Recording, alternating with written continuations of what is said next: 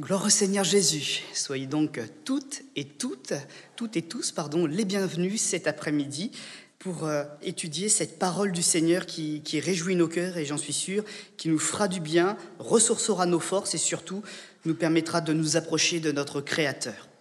Je vous propose donc cet après-midi une lecture dans l'Évangile selon Luc, qui se trouve au verset 14 et à partir du verset 25. Évangile selon Luc au chapitre 14 et à partir du verset 25.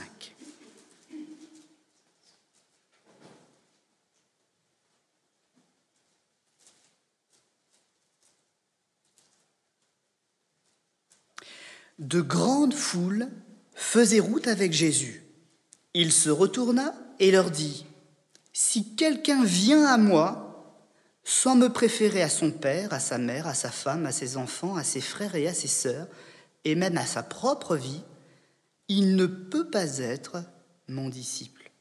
Et quiconque ne porte pas sa croix et ne me suit pas, ne peut être mon disciple. Car lequel de vous, s'il veut bâtir une tour, ne s'assied d'abord pour calculer la dépense et voir s'il a de quoi la terminer ?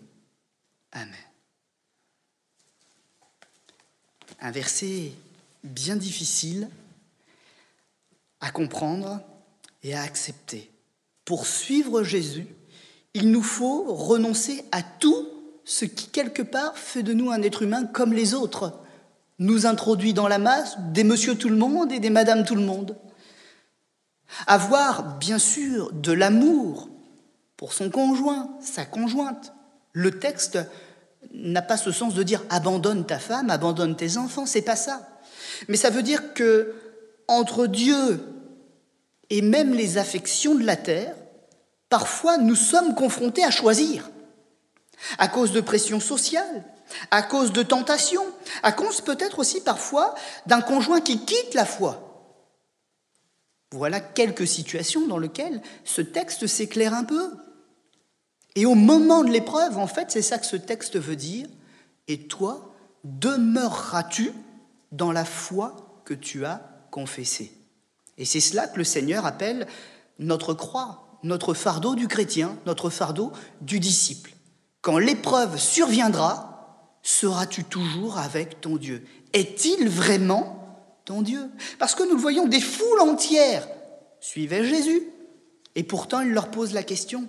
Ce n'est pas de faire partie de la foule qui est importante, mais c'est personnellement être attaché de cœur à Jésus. Le jour où la foule se disperse, le jour où il faut mettre à nu nos convictions devant tout le monde, serons-nous toujours là ? D'où cette question cet après-midi. Qui sont les vrais chrétiens ? Les authentiques chrétiens. Eh bien, pour moi, et à la lecture de ce texte en tout cas, je comprends que devant toutes les propositions, le chrétien reste droit, il reste honnête, il reste attaché à ses promesses, à ses engagements. Mais malgré tout, il y a un engagement qui est au-dessus de tous les autres. Il est attaché de manière inconditionnelle, sans condition, à Christ qui est son Dieu. C'est un attachement de cœur. Le chrétien, le disciple de Jésus-Christ, il aime son Seigneur par-dessus tout. Il travaille chaque jour son cœur. Il y a donc une discipline spirituelle pour raffermir ses réactions, ses agissements, afin que ces agissements ne soient pas des agissements impulsifs, mais qu'ils soient guidés par sa foi. Et guidés, ou plutôt contrebalancés aussi peut-être parfois, par l'amour authentique qui coule de Dieu dans son cœur désormais.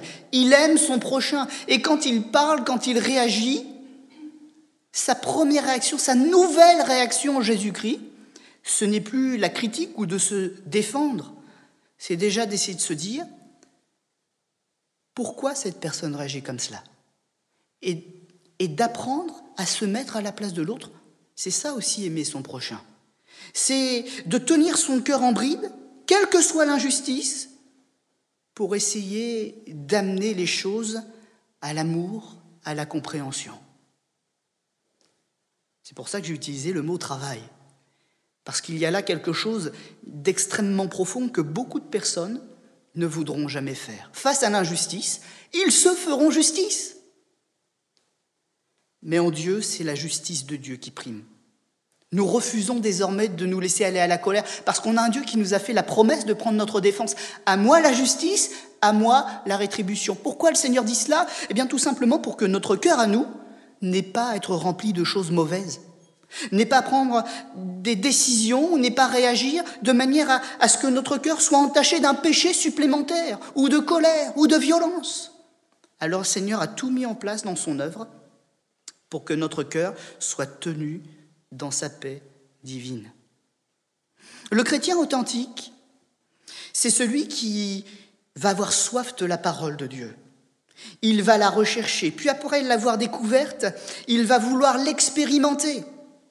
Et voyant que la volonté de Dieu est bonne, il apprendra quelque chose qui n'est pas non plus naturel. L'obéissance. Il va vouloir mettre sa force à obéir à la parole de Dieu. C'est une croix importante.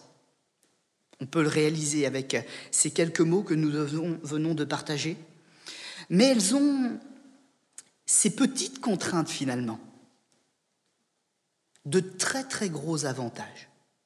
Parce que ça nous amène à découvrir une autre vie dont peut-être même nous ne soupçonnions pas l'existence. En tout cas, nous ne soupçonnions pas que l'être humain était capable de marcher dans cette qualité de vie-là. Une vie pure. Une vie où les fardeaux sont ôtés. Une vie où on aime et on pratique la vérité. Une vie où on n'a plus besoin du mensonge. Parce que les forces que Dieu nous donne ne nous donnent plus envie d'avoir recours à ces choses-là. Et puisque nous n'avons plus besoin d'avoir recours à ces choses-là, bien notre cœur gagne une paix de plus en plus grande.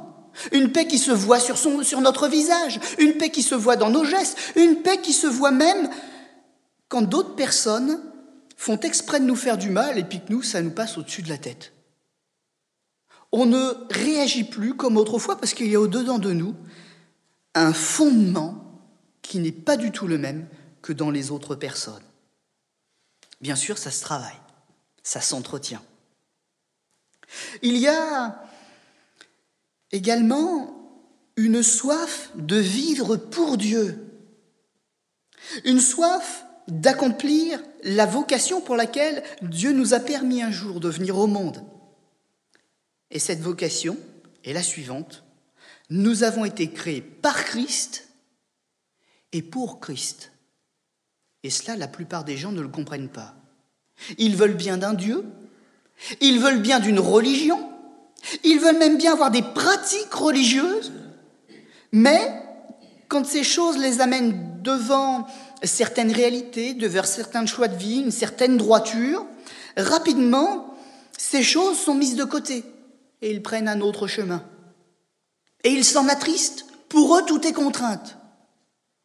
Alors que quand notre amour de Jésus est parfait, en tout cas quand il travaille à aller dans cette direction, eh bien nos yeux s'ouvrent sur toutes les bénédictions, toutes les forces que cette vie avec Jésus, cette marche avec Jésus, nous communique. Et nous réalisons que ce qui, dans un temps ancien, avant de connaître Christ, aurait pu être une contrainte, un sujet de contrariété, eh bien finalement, avec un peu de recul, on réalise que c'est une grande force qui nous épargne beaucoup de mal, beaucoup de souffrances, beaucoup de difficultés, beaucoup d'embûches. Et aussi vite que le Seigneur nous dit quelque chose qui, sur l'instant, peut nous mettre un peu triste, tout de suite nous nous réjouissons parce que nous voyons où le Seigneur veut nous emmener. Et à cause de cette destination, eh bien notre joie redevient parfaite et même nous voulons accomplir cette volonté de Dieu pour notre vie. Le vrai chrétien a, encore une fois, comme je le disais tout à l'heure, et je le redirai très certainement encore au long de ce message, des réactions bizarres.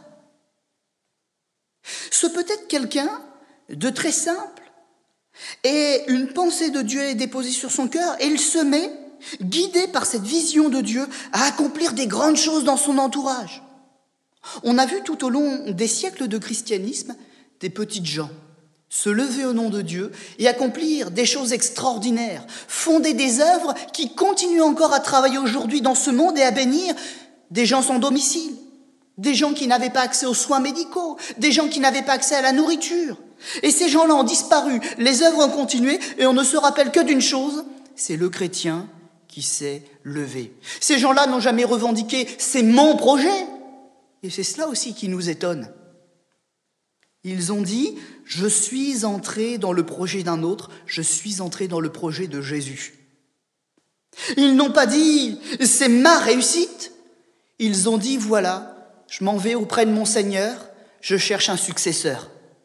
Ils ont donné les clés et le Seigneur les a repris. Extraordinaire, ces serviteurs et ces servantes de Dieu qu'on appelle les vrais chrétiens. Certains ont eu des titres extraordinaires.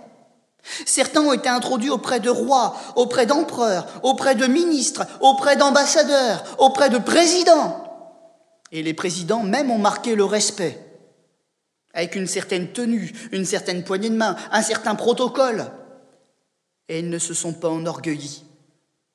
Ils sont restés simples, demandant à être appelés par leur prénom. Non pas monsieur, non pas pasteur ou non pas révérend, mais enfants de Dieu, tout simplement avec ce même prénom qui leur avait été donné.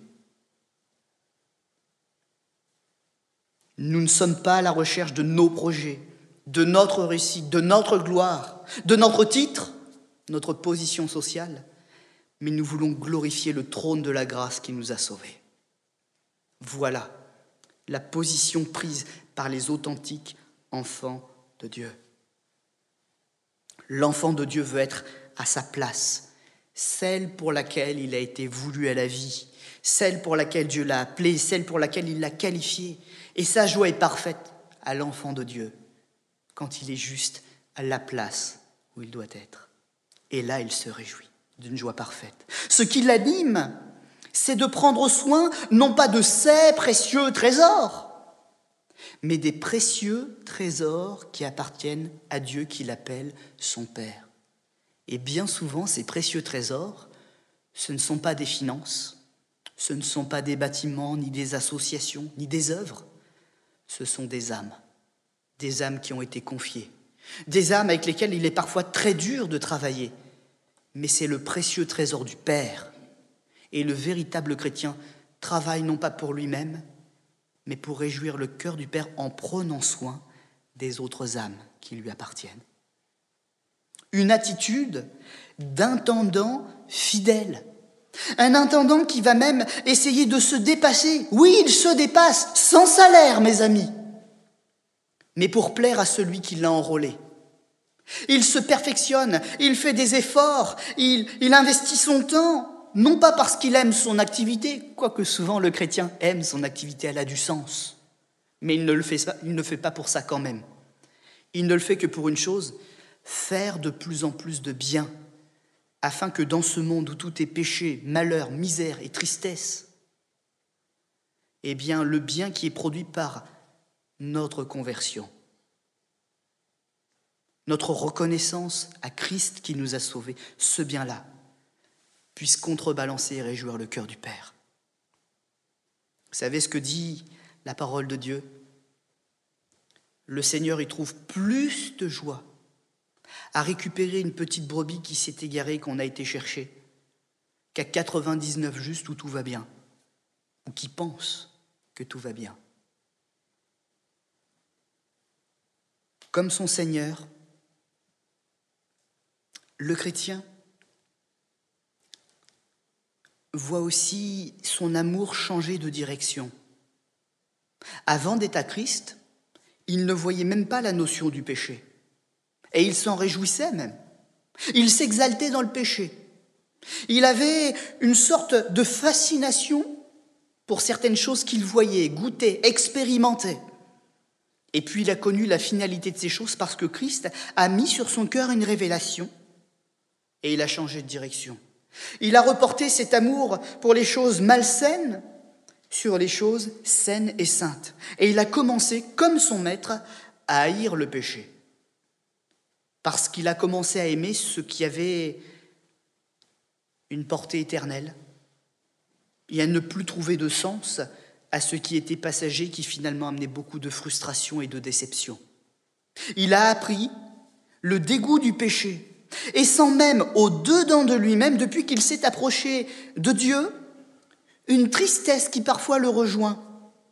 La tristesse du Saint-Esprit, l'Esprit de Dieu, entre en communion avec l'homme qui a été changé par Dieu.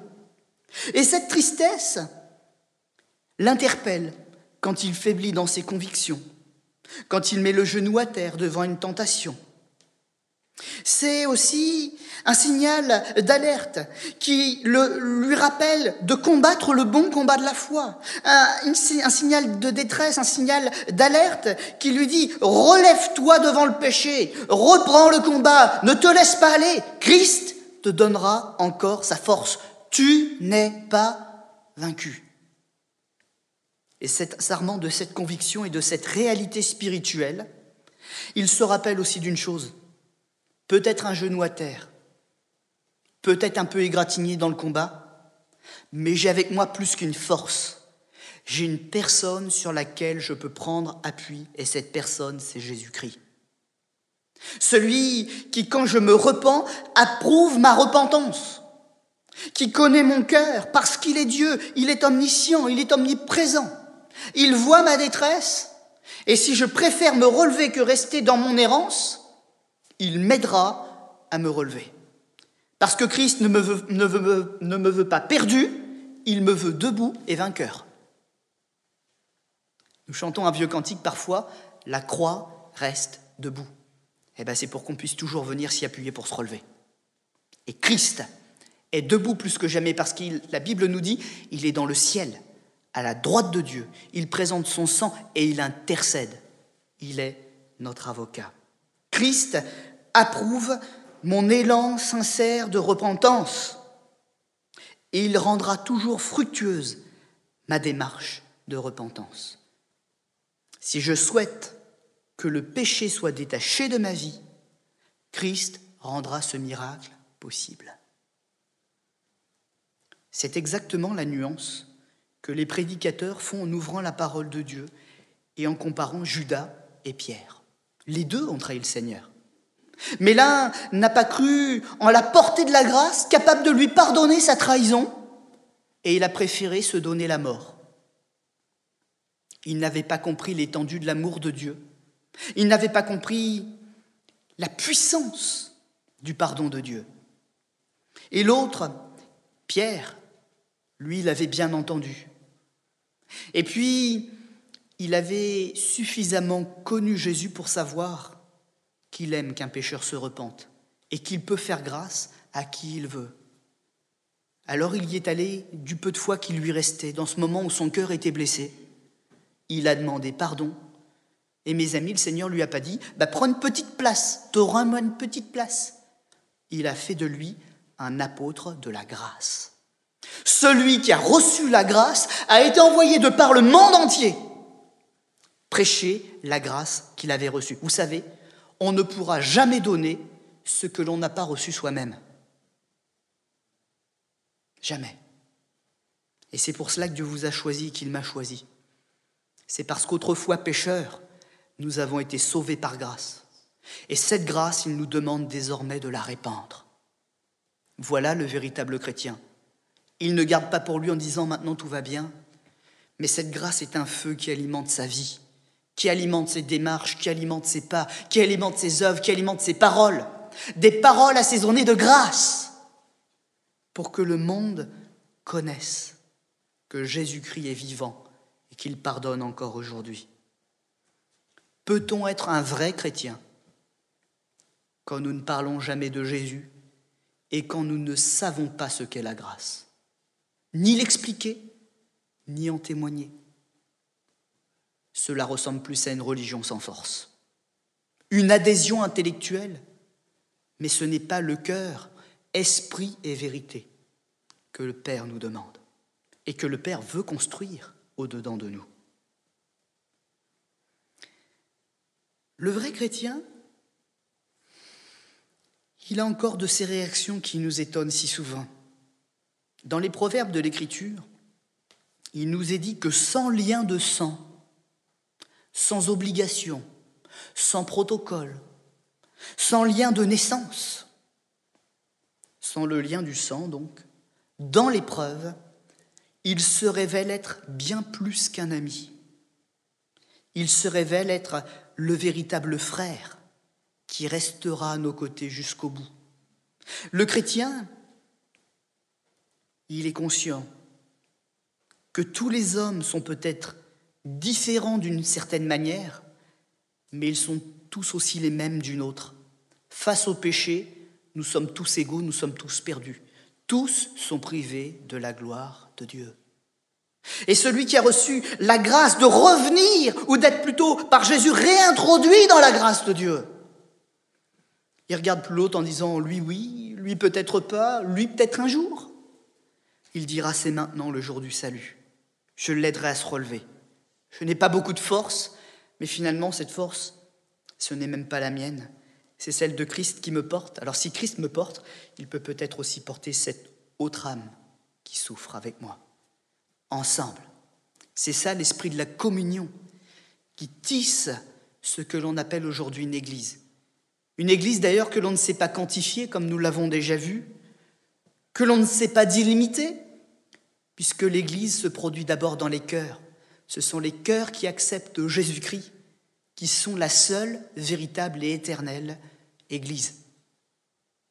Personne ne peut dire d'une âme ou d'une autre si elle appartient au Seigneur, sinon le Seigneur lui-même, puisqu'il est mort et ressuscité pour racheter ses âmes.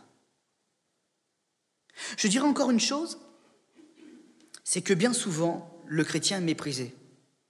Tout au long des siècles, c'est ce que l'on a vu. Pourquoi ? Parce qu'il refuse de réagir par la colère, la haine et la violence. Bien que parfois, emmené dans les conflits, il a dû prendre l'épée. Il a dû prendre le fusil. Il a dû se soumettre à des ordres aussi. Et ça, c'est biblique. La Bible nous demande d'obéir aux autorités qui ont été établies, croyant que, de toute façon, le Seigneur est maître de ce monde et qu'il établit en autorité qui il veut, parce qu'il a un dessein, un projet éternel qu'il est en train d'accomplir. Mais malgré tout, mes amis, le chrétien n'est pas faible. Ce n'est pas parce qu'on refuse de réagir par la violence, par la colère, ou de crier plus fort que les autres pour se faire entendre que nous sommes faibles. La Bible le dit, je le dirai donc aussi cet après-midi. Ceux qui hurlent, ceux qui crient, ceux qui vont à la colère, ils n'ont véritablement que cela. Donner des forces, donner des coups. Et ils ne peuvent pas plus. Quand ils tombent sur plus fort qu'eux, ils sont à l'arrêt. Et ils sont terrassés.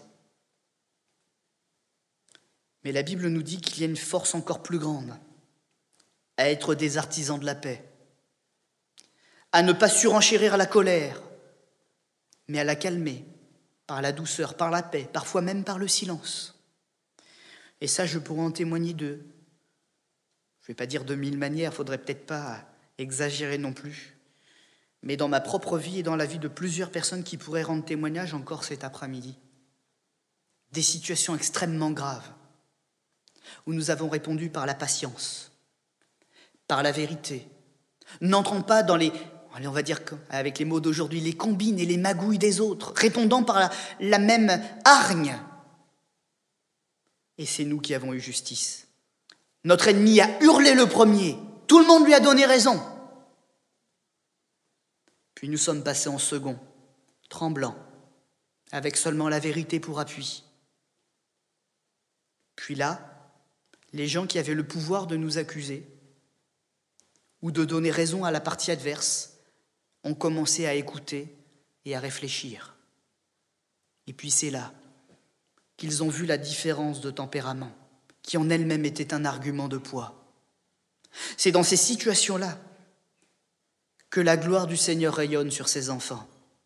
Dans ces situations-là où notre calme, notre patience, notre sagesse, notre maîtrise devient une arme de conversion massive. Lisez l'Écriture, Lisez les témoignages de foi et vous verrez combien de fois des chrétiens, face à des bourreaux, ont réagi par des paroles de bénédiction. Et ce sont les bourreaux qui ont stoppé leurs mains, ayant mauvaise conscience en eux-mêmes. Un témoignage qui est rendu, cela s'est passé en Asie. Il s'agissait d'un chrétien qui était accusé de semer le trouble parce qu'il prêchait la parole de Dieu. Il a été emmené devant la justice. La justice n'a pas cherché à savoir. Il était différent des autres, il était donc coupable. Prison, peloton d'exécution. Alors, on l'a attaché à un bois, on a mis devant la rangée d'hommes avec les fusils, on l'a visé et on a tiré. Beaucoup de bruit, pas un mort.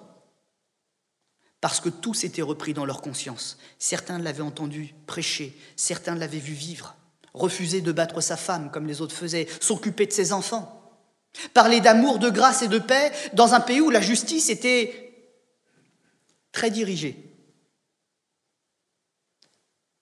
L'histoire se finit mal, d'une certaine manière, mais très bien d'une autre. C'est que dans leur conscience, et voulant rester aveugles, le chef de ces hommes les a fait se masquer les yeux et tirer à l'aveugle pour que le condamné meure. Il est mort. Il est mort, mais il est mort en Christ, suivant le même chemin que son Seigneur avec l'assurance que ses péchés étaient pardonnés, qu'il ressusciterait au ciel. Mais ce qui s'est passé derrière, c'est que beaucoup d'hommes ont ensuite posé leur fusil pour ne plus jamais le reprendre. Et ils se sont donnés à Jésus-Christ qu'ils ont voulu suivre. Ils ont suivi l'exemple de celui qui était condamné à tort parce que c'est lui qui possédait la vraie justice. Et mes amis, aujourd'hui, nous aussi, nous sommes appelés à poser nos armes à terre et à suivre l'homme de la vraie justice, celui qui lui aussi a été cloué injustement à la croix, condamné, mis à mort pour nos péchés, parce qu'en lui était le vrai pardon, le plein pardon. Ne restons pas les yeux bandés,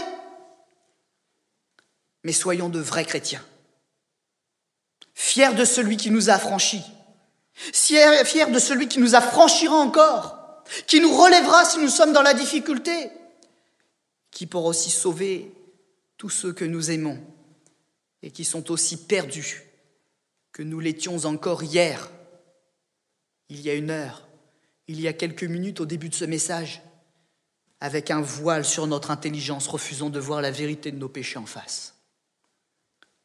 Celui qui accepte de retirer le voile, de voir la justice de Dieu qui est en Jésus-Christ, et de la choisir envers et contre tout, risquant sa propre vie, c'est celui-là qui porte sa croix et peut être appelé disciple de Jésus-Christ. Je ne dis pas que cela est toujours facile, mais en Christ, c'est possible. La Bible utilise des mots et une avalanche de mots dans un vocabulaire extraordinaire pour parler du Seigneur. Et plus je lis la parole, plus je vois que le chrétien authentique, qui tend à ressembler à Jésus-Christ, hérite des mêmes mots. Peut-être pas avec la même grandeur, mais en tout cas, ces mots s'attachent de plus en plus à leur personne.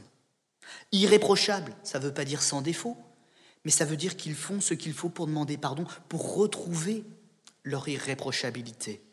Sobres, modérés, réglés dans leur conduite, hospitaliers, n'étant pas soumis au vin, apprenant à maîtriser leur violence, non violents, indulgents, pacifiques, désintéressés, mari d'une seule femme, femme d'un seul homme, dirigeant bien sa propre maison, s'évertuant de prendre du temps avec leurs enfants pour les rendre obéissants et respectueux, sans duplicité, un seul visage, dans l'église, à l'extérieur, sur le lieu de travail. Souvent, j'ai été confronté à ces témoignages de gens qui parlaient de chrétiens et qui disaient celui-ci, on a envie de lui ressembler. Il y en a qui fréquentent l'église, qui apprennent, qui ne sont pas parfaits, mais il y en a d'autres qui ont déjà bien avancé avec le Seigneur, pour lequel la marque de Jésus-Christ est tellement évidente. C'est vrai que certains diront « mais les chrétiens sont naïfs ». Non, c'est faux. Ils sont généreux. Et quand ils donnent quelque chose, ils savent qu'ils peuvent le perdre. Même parfois pour des gens qui, aux yeux du monde, n'en vaudraient pas la peine. Mais ce n'est pas de la naïveté. Ils savent très bien ce qu'ils font, les chrétiens. Mais ils ont envie de bénir. Comme Christ a eu envie de les bénir. Et un jour, le Seigneur a dit « mais pourquoi je ne ferai pas autant de bien à cet homme-là qu'à celui-là, si je le peux et si je le veux ?» Jésus, il est comme ça. Et le chrétien, il n'est pas naïf. Parfois, il ne dépasse pas certaines limites quand même, parce qu'il a de la sagesse. Mais quand il est généreux, il le fait vraiment de tout son cœur. Il est pur, et il s'évertue d'être prudent pour garder sa pureté. Il préfère répondre aux assauts de la guerre par la paix ou le silence. Il apprend la sagesse au milieu des autres sages. Il partage son témoignage, son expérience. Il affermit les jeunes, il prend conseil des plus anciens. Il partage aux anciens et il redonne tout aux jeunes. Il se remet en question. Il ne dit pas au milieu de sa vie avec le Seigneur ou sur la fin de sa vie que tout est parfait. Il dit pour Christ, jusqu'à mon dernier souffle de vie, j'ai peut-être encore une chose à améliorer. Comme ça, quand je comparaîtrai devant lui, je serai encore meilleur. Je pourrai encore plus réjouir son cœur. Voilà le désir du chrétien. Il n'est pas meilleur pour lui-même, mais il cherche à travailler jusqu'à son dernier souffle pour comparaître dans le plus bel apparat et comparaître devant celui qui est la source de son espérance. Chaque jour, ressembler davantage à Christ. Chaque souffle, chaque force qui lui appartienne, investie pour ressembler davantage à Christ. Certains ont parfois cru qu'avoir des parents chrétiens, de parler comme un chrétien, de vivre comme un chrétien, faisait d'eux des chrétiens. Mais non. Il y a une façon culturelle de vivre dans les églises parfois, ou à la maison. Mais la réalité de la foi qui sauve, c'est Christ au centre de notre vie. Si sur notre cœur, on pouvait faire une radio spirituelle, on verrait peut-être un trône apparaître. Pour être sauvé, il ne faut pas que ce soit mon ego ou une idole secrète cachée dans notre cœur qui soit assis sur le trône. Et il faut que ce soit Christ. Si c'est Christ, non pas le premier, mais Christ en toutes choses, qui est sur le trône, alors oui, je suis enfant de Dieu. Personne ne peut naître aussi parfait que le chrétien que l'on vient de décrire. Mais c'est en étant au contact de Christ, en travaillant notre cœur devant Christ, en aimant Christ, en le suivant, en parlant avec lui, par la prière, par la lecture de sa Bible, que cette métamorphose spirituelle s'opère. Le chrétien, c'est aussi quelqu'un qui préférera vivre dans l'indigence, on pourra dire aujourd'hui la pauvreté, plutôt que d'avoir des dettes et de belles affaires. Parce qu'il préfère de loin ce que le Seigneur lui confie que ce qui lui sera retiré au jour où il partira pour l'éternité. Le chrétien, c'est celui qui ne fera pas de différence entre un chrétien et une personne qui n'a pas accepté Christ. S'il a un patron, le chrétien, il ne volera pas son patron, ne prendra pas du matériel sur le lieu de l'entreprise. Il dira « c'est à mon patron ». De la même manière, si un chrétien est dans un rôle d'autorité, il se rappellera d'avoir de la bonté, du bon sens, de la patience, et peut-être même d'être différent des autres patrons, en ayant en plus du travail la parole d'encouragement. « Et toi, comment ça va ? J'ai vu que tu avais une difficulté dans ton couple. J'ai la possibilité de te donner une journée de repos. Va auprès de ta femme, réconcilie-toi avec elle. » On peut en faire beaucoup de bien dans ce monde quand on est un véritable chrétien. Alors mes amis, comme dit l'Écriture, réveillons-nous, tenons nos lampes prêtes.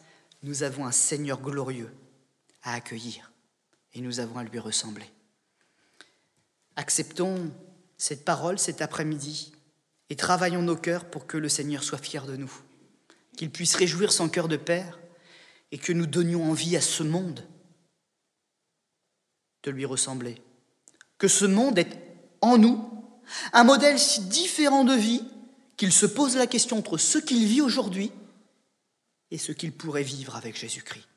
Si nous faisons simplement cela, par une vie droite et à l'obéissance à l'Écriture, je sais que nous gagnerons des âmes et que nous éveillerons à la vie éternelle beaucoup de personnes qui sommeillaient dans le péché et dans le sommeil de la mort. Gloire au Seigneur. On va incliner notre front un instant, si vous le voulez bien.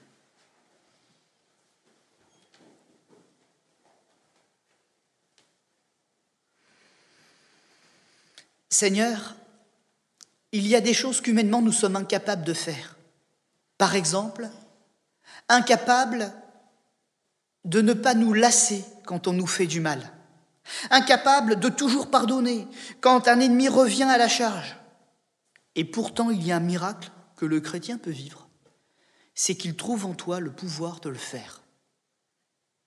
Il trouve en toi des choses qui sont d'ordre surnaturel, divine. Un homme naturel ne peut pas le comprendre s'il ne s'est pas approché de toi pour découvrir cette puissance qui est en toi. Seigneur, nous ne voulons pas nous enorgueillir cet après-midi. Nous ne voulons pas dire que nous sommes parfaits, que nous n'avons pas besoin de nous remettre en question. Nous ne voulons pas dire que tout est là et que nous n'avons plus rien à changer. Nous voulons dire, Seigneur, nous avons été éveillés au vrai combat qu'il nous faut mener pour glorifier ton nom, pour honorer ton sacrifice à la croix, pour donner du sens à notre vie, pour être véritablement dans notre vocation. Nous avons été voulus à la vie par toi. Notre vie, elle a un but dans ton projet, elle a une place dans ton projet. Alors Seigneur, cet après-midi, ce que nous souhaitons, c'est que tu nous parles de ton projet, que tu nous parles de cette place que tu as préparée spécialement pour chacun d'entre nous, et que tu fasses de nous de véritables chrétiens. S'il me manque de la patience, s'il me manque de l'écoute, s'il me manque de l'amour, s'il me manque un peu d'honnêteté, eh bien Seigneur, je te le demande, accorde-les-moi, que je ressemble un peu plus au modèle qui m'a été montré, à Jésus, ce modèle que tu as montré au monde entier, en acceptant qu'il soit cloué au bois de la croix. Mais je veux prendre aussi avec cela la promesse qui va avec. C'est qu'un jour je serai ressuscité avec ce Jésus qui est mon modèle. Alors Seigneur, s'il te plaît, je ne veux plus compter sur mes forces, mais je veux désormais compter sur celles que tu vas me procurer. Qu'à toi soit toute la gloire, le règne, la puissance et toute la louange. Amen.